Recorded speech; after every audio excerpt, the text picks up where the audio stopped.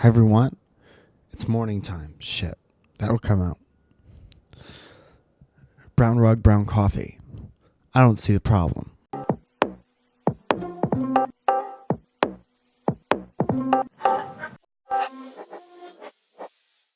I got a message from someone who got told that they are loved. Someone said I love you to them, but they're not quite ready to say it back. And they're like, well, what do I say? And I have a couple thoughts initially. First of all, good problem to have. Somebody loves you. Annoying and confusing if you're in inner turmoil, but also good problem to have. To be loved is nice. And also, what happened between them saying I love you and you asking me? Because that part is fascinating. Right?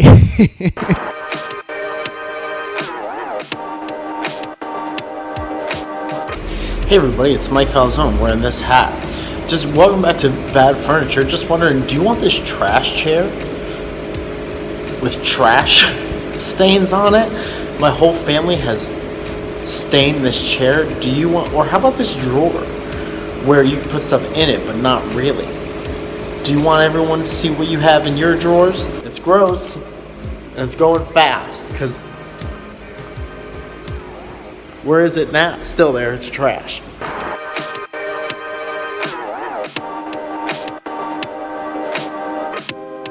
So, I mean, I'm not you, so I can't tell you what to say. I can tell you 3 things to not do, though. So that's what this is. First rule is obviously don't say, I love you, if you're not ready to say it. You're basically just buying yourself a long breakup. And that sounds like common sense. But if it were, then people wouldn't do it in the first place, and we wouldn't have to have this conversation. But people do it, and they buy themselves months of confusing inner turmoil, right? I love you. What are you doing? You want to be sad for 4 months? Get out of this thing with half your friends?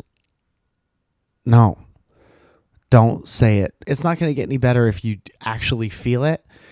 And then you got to be like, I love you. No, like I really, like months ago, I said it, but I didn't. And now everything is gravy, baby. Feeling good now. You can't go back and change that, right? Imagine hearing that and you think that the other person has loved you all this time, but really they were just mouthing words. Mouthing words.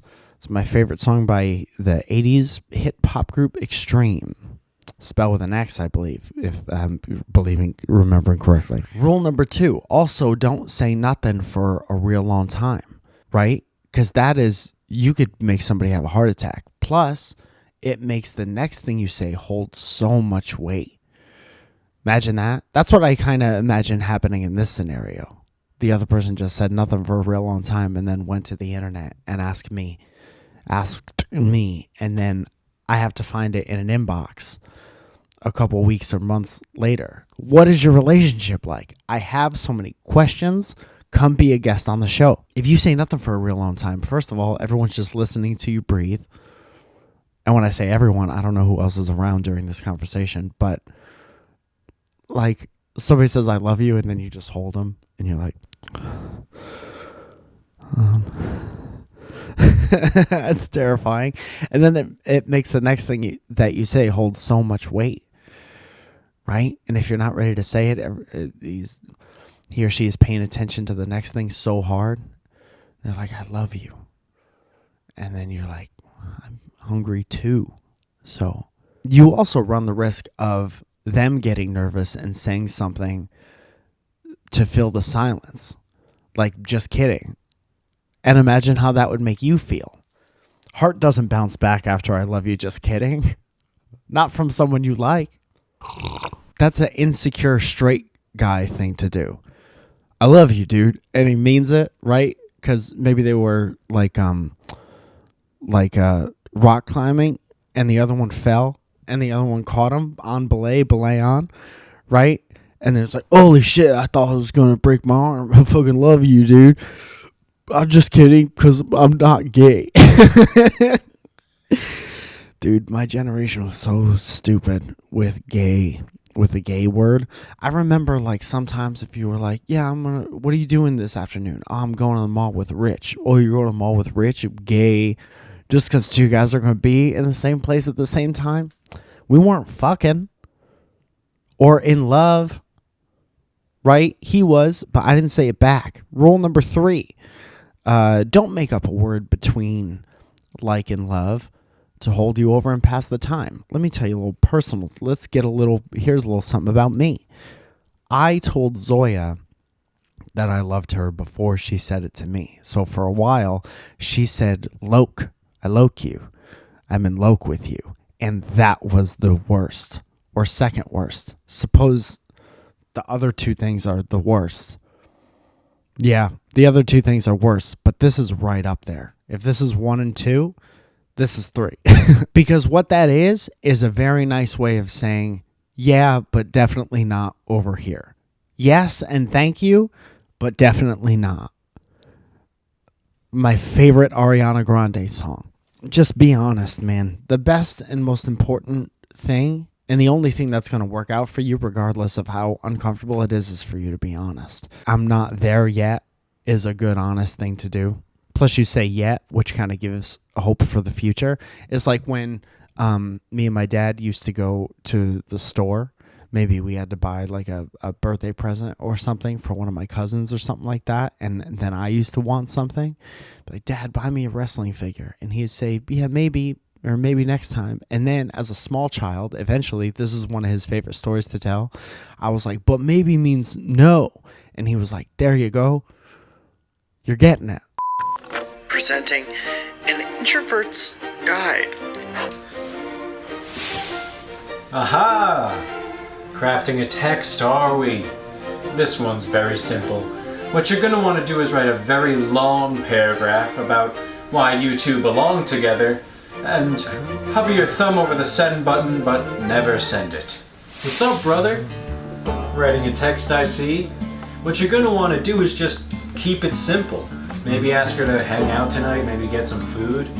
I mean, you two have never really hung out before, so there's no reason to put huge expectations on it. Just see where it goes, you know?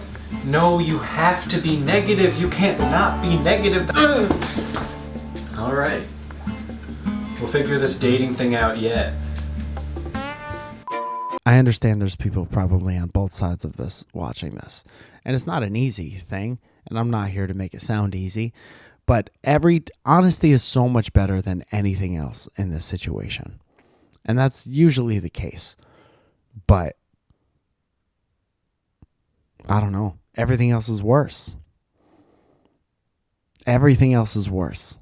May 29th, I'm at the Laugh Factory with a bunch of my friends for the Friends and Friends crowd work show. Absolutely no prepared material. We all just talk to the audience, and you're the audience, so you have to come be in the audience.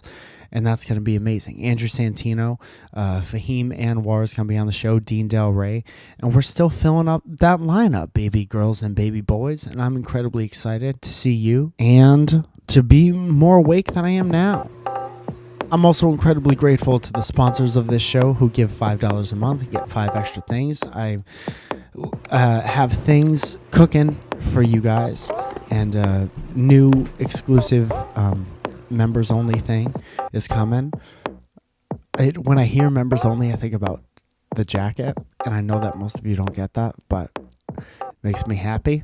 Nostalgic reference. There are probably many more of you that get that than I think. A lot of you got that Nat type joke in that last video, and that made me happy.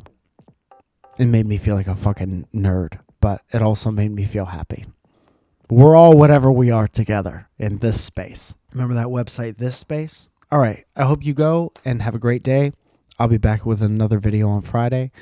Dynamic banter. Welcome to our podcast. All that stuff. If you want to come see me live, all my dates are on MikeFalzone.com.